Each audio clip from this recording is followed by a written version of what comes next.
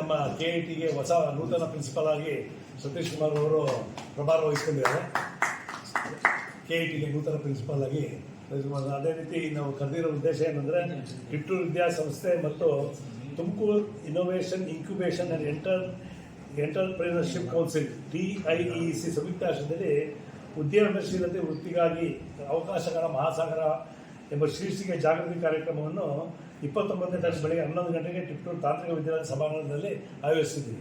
ಅದರಲ್ಲಿ ಆ ಕಾರ್ಯಕ್ರಮವನ್ನು ತುಮಕೂರು ವಿಶ್ವವಿದ್ಯಾಲಯ ಉಪಕುಲಪತಿಗಳು ಮತ್ತು TIEC ಅಧ್ಯಕ್ಷರಾದ ಪ್ರೊಫೆಸರ್ ವೆಂಕಟೇಶ್ ಅವರು ಮತ್ತು ಕಾರ್ಪೊರೇಟ್ ಇಂಡಸ್ಟ್ರೀಸ್ ಅಧ್ಯಕ್ಷರಾದ ಚಂದ್ರಶೇಖರ್ ಹಾಗೂ TIEC ಮುಖ್ಯ ಕಾರ್ಯನಿರ್ವಹಣಾಧಿಕಾರಿಯಾದ ಡಾಕ್ಟರ್ ಸತೀಶ್ ಭವಾಕರ್ ಅವರು ಬರ್ತಾ ಇದ್ದಾರೆ. ಇದರ ಮೂವರ ಉದ್ದೇಶ ಏನು ಅಂದರೆ ಆಂಟರ್ಪ್ರಿನರ್ಶಿಪ್ಪು ಮತ್ತು ಬಿಸ್ನೆಸ್ಸು ಮತ್ತು ಅವರು ಹೇಗೆ ಉದ್ಯಮಶೀಲರು ಆಗ್ಬೋದು ಮತ್ತು ಸದೃಢವಾಗಿ ಅವರ ಒಂದು ಕೆಪಾಸಿಟಿನ ಒಂದು ಸಮಾಜದಲ್ಲಿ ಹೇಗೆ ಸದೃಢಗೊಳಿಸ್ಬೋದು ಇಂಡಿವಿಜುವಲ್ ಆಗಿ ಅಂತ ಹೇಳ್ಬಿಟ್ಟು ಅದ್ರ ಬಗ್ಗೆ ಒಂದು ಆಂಟರ್ಪ್ರಿನರ್ಶಿಪ್ ಪ್ರೋಗ್ರಾಮ್ ಬಗ್ಗೆ ಅವರೆಲ್ಲ ಕೂತ್ಕೊಂಡು ಈ TIEC ಸಂಯುಕ್ತ ಆಶ್ರಯದಲ್ಲಿ ಅದನ್ನು ಮಾಡ್ತಾ ಇದ್ದಾರೆ.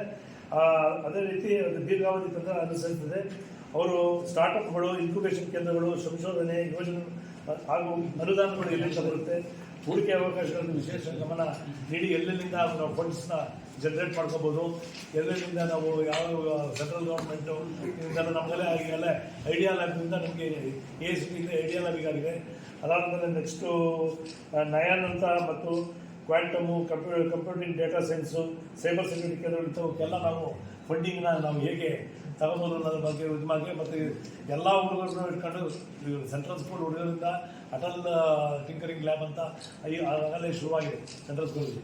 ಅದರಲ್ಲಿ ಅವ್ರನ್ನೂ ಒಳಗೊಂಡು ಮತ್ತು ಎಲ್ಲ ಆರ್ಟ್ಸು, ಸೈನ್ಸು ಮತ್ತು ತಾಂತ್ರಿಕ ವಿದ್ಯಾಲಯದಲ್ಲಿ ಎಲ್ಲ ಹುಡುಗರಿಗೂ ಈ ಒಂದು ಇನ್ಕ್ಯುಬೇಷನ್ ಸೆಂಟರ್ ಮೂಲಕ ತರಬೇತಿ ಮತ್ತು ನಾವು MOU ಸೈನ್ ಮಾಡ್ಕೊಂಡಿದ್ದೀವಿ. ಅಪ್ ಟು 2035 ತನಕ TIEC ಜೊತೆ ಒಂದು MOUವನ್ನು ಕಲ್ಪದ ವಿದ್ಯಾಸಂಸ್ಥೆ ಮಾಡ್ಕೊಂಡು ಜನಗಳ ಮತ್ತು ವಿದ್ಯಾರ್ಥಿಗಳ ಉದ್ಯಮ ಮತ್ತು ಅವರ ಮುಂದಿನ ಭವಿಷ್ಯಕ್ಕೆ ಒಳ್ಳೆಯದಾಗಲಿ ಅಂತ ಮಾಡೋದಕ್ಕೋಸ್ಕರ ಈ ಒಂದು ಕಾರ್ಯಕ್ರಮವನ್ನು ಆಯೋಜಿಸ್ತಿದ್ದೀವಿ.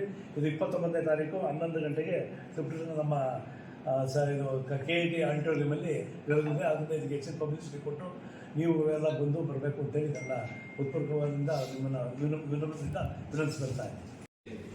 ಅದನ್ನ ಅವ್ರ ಮನಸ್ಸಿನಲ್ಲಿ ತುಂಬಬೇಕು. ಅಂದ್ರೆ ನಾವೇ ಸ್ವಂತ ಕಂಪ್ನಿಗಳು ಓಪನ್ ಮಾಡ್ಕೋಬೇಕು. ಒಂದು ಸ್ಟಾರ್ಟ್ಅಪ್ ಅಂತ ಹೇಳ್ತೀವಿ, ಸ್ಟಾರ್ಟ್ಅಪ್ ಕಾನ್ಸೆಪ್ಟ್ ಇದೆಯಲ್ಲ ಅದನ್ನ ಮಾಡಬೇಕು. ಅವಾಗ ಏನಾಗುತ್ತೆ, ನಾವೇ ಜನ ಕೆಲಸ ಕೊಡ್ಬೋದು. ಅವರು ಇಲ್ಲ ಅಂದ್ರೆ ಅವ್ರ ಅಪ್ಲಿಕೇಶನ್ ಡಿಗ್ರಿ ಮುಗಿಸ್ಕೊಂಡೋಗಿ ಅಪ್ಲಿಕೇಶನ್ ತಗೊಂಡೋಗಿ ಬೇರೆ ಒಂದು ಯಾವೊಂದು ಕಾಲೇಜಿನ ಕೆಲಸ ಕೊಡಿ ಅಂತ ಯಾವ್ದೊಂದು ಕಂಪ್ನಿ ಒಂದು ಕೆಲಸ ಕೊಡಿ ಅಂತ ಹೋಗೋಕ್ಕಿಂತ ಒಂದು ಎರಡನೇದು ಏನಾಗುತ್ತೆ, ಸ್ವಂತ ಸ್ಟಾರ್ಟ್ಅಪ್ ಮಾಡಬೇಕು. ಅವರು ಒಂದ್ಸೇ ಹೋಗಲ್ಲ. ಈಗ ಇಲ್ಲಿಂದ ಡೆಲ್ಲಿಗೆ ಹೋಗೋದು, ಬೆಂಗಳೂರಿಗೆ ಹೋಗೋದು, ಪೂನಾಗೆ ಹೋಗೋದು, ಹೈದರಾಬಾದ್ ಈ ತರದೆಲ್ಲ ಆಗಲ್ಲ. ಅವಾಗ ಈ ತರ ಪ್ರೋಗ್ರಾಮಿಂಗ್ ಏನಾಗುತ್ತೆ ಅಂದ್ರೆ ಅವ್ರ ಅವೇರ್ನೆಸ್, ನಾವು ಕಂಪ್ನಿ ಶುರು ಮಾಡ್ಬೋದು, ಆ ಭಾವನೆ ಮಕ್ಕಳಲ್ಲಿ ಬೆಳೆಯುತ್ತೆ. ಅದನ್ನ ಸರ್ ಹೇಳಿದಂಗೆ 8ನೇ ಕ್ಲಾಸಿಂದಲೂ ಅಂದ್ರೆ ಹುಡುಗರು ಬರ್ಬೇಕು, ನಾವು ಕೆಲಸ ಹುಡುಕ್ಬೇಕು. ನಾನು ಡಿಗ್ರಿ ಮುಗಿತಿದ್ದೆ, ನಾನೆಲ್ಲ ಅಪ್ಲಿಕೇಶನ್ ಹಾಕ್ಬೇಕು, ಕೆಲಸಕ್ಕೆ ಹೋಗ್ಬೇಕು, ಈ ಆಟಿಟ್ಯೂಡ್ ಕಡಿಮೆ ಆಗಬೇಕು. ಸ್ವಂತ ಕೆಲಸ ಮಾಡಬೇಕು, ಸ್ವಂತ ಕಂಪ್ನಿ ಓಪನ್ ಮಾಡ್ಕೋಬೇಕು, 4 ಜನ ಕೆಲಸ ಕೊಡಬೇಕು. ಈ ತರದ ಆ ಮನಸ್ಸಲ್ಲಿ ತುಂಬಬೇಕು ಮಕ್ಕಳಿಗೆ. ಅವಾಗ ಏನಾಗುತ್ತೆ, ಅವರು ಕೆಲಸ ಹುಡುಕೋದು ಬಿಟ್ಬಿಡ್ತಾರೆ, ಅವರು ಸ್ವಂತ ಕಂಪ್ನಿ ಓಪನ್ ಮಾಡಕ್ಕೆ ಶುರು ಮಾಡ್ತಾರೆ. ಈ ತರ ಪ್ರೋಗ್ರಾಮ್ಗಳು ತುಂಬಾನೇ ಅನುಕೂಲ ಆಗುತ್ತೆ ಈ ತರ ಕೆಲಸ ಮಾಡೋದ್ರಿಂದ.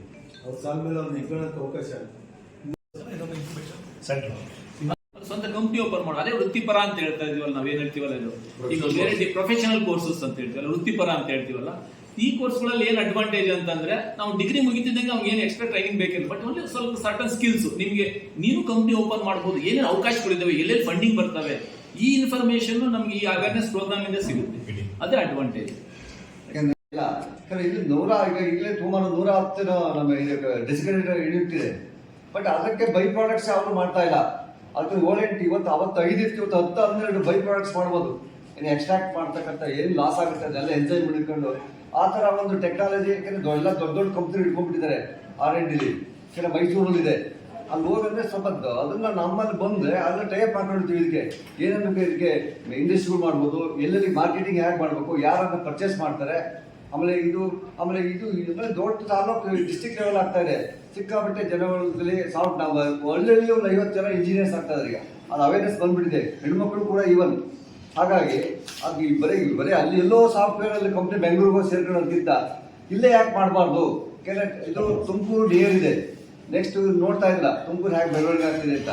ಹಾಗೆ ಜಾಗೃತಿ ಆಗ್ಬೋದು, ಇನ್ನೇನಿರ್ಬೋದು, ಎಲೆಕ್ಟ್ರಿಸಿಟಿ ಆಗ್ಬೋದು, ಈಗ ಬೇರೆಯವರಿಗೆ ಒಂದು ಇಂಡಸ್ಟ್ರಿ ಆಗಲಿ, ಆಗ್ರೋಬೇಸ್ ಇಂಡಸ್ಟ್ರೀಸ್ ಬೇಜಾರು ಮಾಡ್ಬೋದು, 106 ದಿನ ಕೆಲಸನೂ ಕೊಡ್ಬೋದು. ಆ ಥರ ಕ್ರಿಯೇಟ್ ಮಾಡಬೇಕು. ಯಾಕೆಂದ್ರೆ ನಮ್ಮ ಇನ್ಸ್ಟಿಟ್ಯೂಟ್ಗಳು ಮಾಡಬೇಕು ಇವೆಲ್ಲ. ಯಾಕೆಂದ್ರೆ ಬರೀ ಸರ್ಟಿಫಿಕೇಟ್ ಕೊಟ್ಟರೆ ಏನಾಗಲ್ಲ. ಹಾಗಾಗಿ ಅವ್ರಿಗೆ ಯಾರೋ ಬ್ಯಾಕ್ ಬೋನ್ ಇರಬೇಕು. ಆ ರೀತಿ ಮಾಡಲಿಕ್ಕೆ ಪ್ರಯತ್ನ ಮಾಡೋಕ್ಕೆ ಮಾಡ್ತಾ ಇದ್ದೀವಿ. ಹಾಗಾಗಿ ಅವಕಾಶನ ಎಲ್ಲರೂ ಉಪಯೋಗಿಸ್ಕೋಬೋದು. ನೀವು ಪತ್ರಿಕೆಯಲ್ಲಿ ಕೊಟ್ಟು ಯಾಕೆಂದರೆ SLC ಎಲ್ಲರೂ ಬೇಕು. ಇವತ್ತು ಹ್ಯೂಮನ್ ಪವರ್ ಬೇಕೇ ಬೇಕು. ಯಾಕೆಂದರೆ ಎಲ್ಲರೂ ಮಿಷನರಿ ಮಾಡೋಕ್ಕಾಗಲ್ಲ.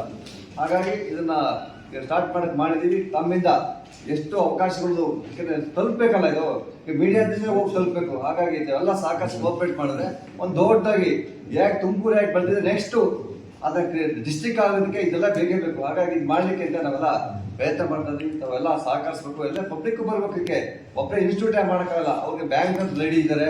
ಸೆಂಟ್ರಲ್ ಗೌರ್ಮೆಂಟ್ ಮ್ಯಾಕ್ಸಿಮಮ್ ಸಿಕ್ಕಾಪಟ್ಟೆ ಸ್ಕೀಮ್ಸ್ ತಂದಿದ್ದಾರೆ. ಬಟ್ ಯಾರು ಯೂಸ್ ಮಾಡ್ಕೊಂತಿಲ್ಲ. ಅವರೆಲ್ಲ ನಾರ್ತರು ಅವ್ರು ಮಾಡ್ಕೊಂತವ್ರೆ, ತಮಿಳ್ನಾಡು ಮಾಡ್ಕೊಂತವ್ರೆ. ನಮ್ಮ ಸ್ಟೇಟ್ ಸ್ವಲ್ಪ ಹಿಂದಿದೆ.